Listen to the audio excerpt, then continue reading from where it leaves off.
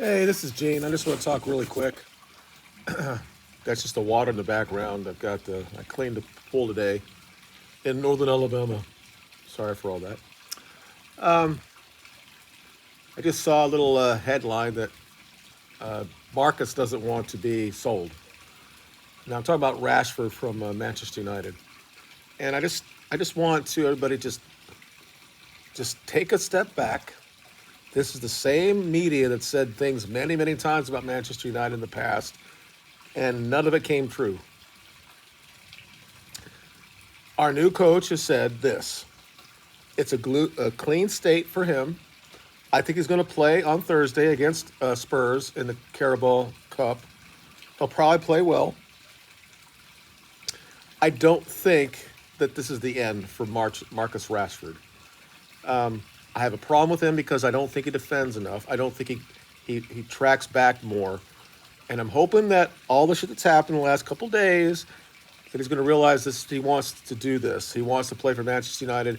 He wants to play for England. All that stuff. I think that is probably a fair report. He doesn't want to go to Saudi and play well there and not get caught up for the English team. He's only 27. There's a player there, but he has to play the style that the manager wants. He can't be this diva anymore. We gave him a lot of fucking breaks here. And I love the dude as a player. I think about his first debut at home where he scored against Arsenal and how happy he was. And I have not seen that player for a while. I've said many times to this channel that he's lost his pace. And before all this happened, he was almost a full-time, I'm going to say, a five-tool player. He could actually cross. He could hold onto the ball. He had pace. He had so many things he could do that make him a very good player.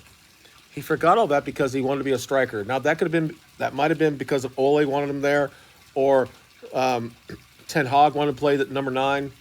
He actually built up his upper body, and it actually slowed him down. Now he's had injuries and he's getting older, but what you saw like when he was 18, 19, and this pace that he had now, it's totally different. So that's all I've ever said about him. He's lost his pace, he's lost his confidence, and this is what happens. But he has to actually act like he wants to fucking do something. That's all really that Rumen wants. That he has to want him to do something like this, to track back. And I've seen instances when he does this.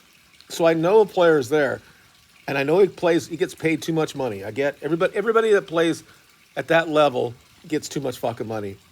In the United States, we have NBA players who get 50, 60 million a year, and they're not that fucking good. I'm just sorry. I can go out now, almost 60, and I could probably put as many shots in to the three-point line that they do. I'm just sorry. They're not so much better than anybody else, and that's all they do in the NBA. They shoot three-point shots, and it's a horrible game, and that's why nobody fucking watches it. Now, as I said before, way too many people like Mark Goldbridge, Sam Peoples, look at what they say in the media. And normally Sam People will sit there and say a lot of this is bullshit. Sometimes Mark does it too. But they continually start their shows about this type of shit. And I get it. This is what they do. But we know that the media is all against Manchester United for the most part. Simon Lockhurst is probably the worst media person out there. He clearly was upset that we beat Manchester City yesterday, and he wants to start shit. He's lost his press credentials at Manchester United because he posts bullshit.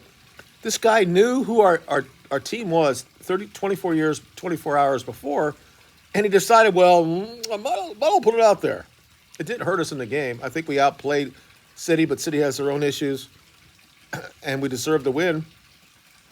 But why would a team or a reporter for Manchester Even News put shit out like that? And Manchester United, regardless, we're 13 in the fucking league. And we still have all the fucking lead headlines, whether it's about Marcus or anything else. Leaks. We've had leaks since 2013. This is what happens. But all I'm saying about this, because I want to make this short, is that Marcus has the pathway to stay for this team. And I don't like that these huge channels are sitting there saying, it's over. It's over. It's over. Question mark. It's never going to be over because his contract doesn't allow it, really. He gets $350,000 a week, and that's in pounds. There's very few teams out there can afford that. And if we actually sell him, we're going to lose less on a transfer fee, and we're probably going to have to pay a little bit of his own shit or pay him off to leave. The question is, does Marcus want to show that he can do it?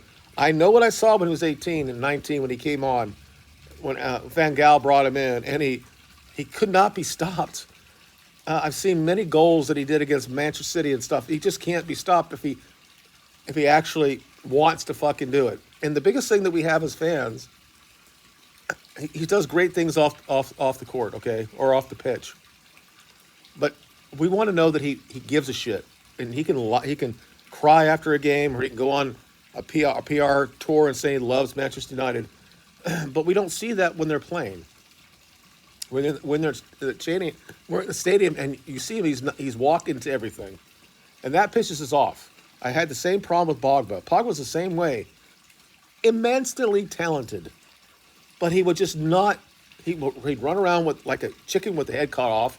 He wouldn't track back. He didn't like to give a shit. And it was not, and I'm not going to say it's all generational shit, but there's something here about this. And when you got an old school type of guy, he's only 39, the coach, but he says, this is how you have to be. And you should understand this. Ten Hag was the same way, but he had to bow because he was not really Ineos' first selection. He was there. So now that Ineos is there, they decided they want Amaran to do this. And if Marcus was getting a goal every couple of games and playing well, there would be no idea. He would not be going anywhere. I don't give a shit about his salary. He would still be here. Everybody says we're just kind of do it because we got to get rid of all this cost and all that shit. Yeah, there's something to that. And even Amaran said that. It said that when we got a quarter of their staff have been redundant. Yeah, if you're not playing, you're not going to play. I don't think it's the end. As many people think it is, I don't think it's the end. Marcus it's all in his court, and everybody's already said this. It's in his court. And I don't want a guy that came to the academy who's been there for 15 years, just like Greenwood and everybody else, should go out this way. And Keane said it before. He said that Manchester United will get rid of anybody. And they don't, it doesn't matter who you are. And he's not clearly better than the team, bigger than the club. Regardless how the English press wants him to be that way. And there's a little bit of racist stuff in here as well. And I'm talking about people that say he's not playing well. You can't really say about him because he's playing poorly because he's black. And I'm just going to say that when I leave, but that's absolutely true. He looks like he doesn't give a shit. But he has the ability to do something more. Now, when it comes to Garnacho, I don't know what his fucking problem is. He's a young dude, and clearly Amaran rates him, and he says that he has a chance to come back into the game as well. But there's a reason why he didn't score and played against City. And like I said, we were 50-50 with City the entire game and deserved to win that game. So, it's rare that we can say that about against City. Of course, City is going through their own shit as well. And this actually happens. It's not because Pep can't coach anymore or they're worried that they're going to lose, they're going to be relegated because of the 1-1-5s. It's because they've been playing more games than anybody else, and they didn't really rebuild in the last year or so. And this just happens. And people find people out after years. This happened to us after 99, and we tried to play the same way, and then Madrid came to us and just took us out of the Champions League, and then all of a sudden Ferguson had to change to the way he played in Europe. Now, again, we didn't get back to the final to 2008, but it took another 7 years to get there. But he had to change his way. So I'm going to stop right here because I'm at 10 minutes already. But I don't think it's the end for Rashford. It might be. I don't think it is. I think he's going to play on Thursday. And I think that Garnacho is going to play as well. I don't know if he's going to start, but he's going to be in the game. And we're going to see how he does. All we want as Manchester United fans, supporters, to see a guy that comes through the academy that's actually from Manchester to just act like he gives a shit. And then we go from that. And then we'll be behind him. And we're still, I think most of the fans are still behind Rashford. This is not player FC. He's a player that came through the system, and we don't want him to go away. We don't want to go to another Premiership team. We want him to be here. He's 27. He can be salvaged. Okay, I'm going to stop right now. Let me know in the comments what you think. Please share this, like it, and we'll see what you say in the comments, and we'll talk about it later. Bye.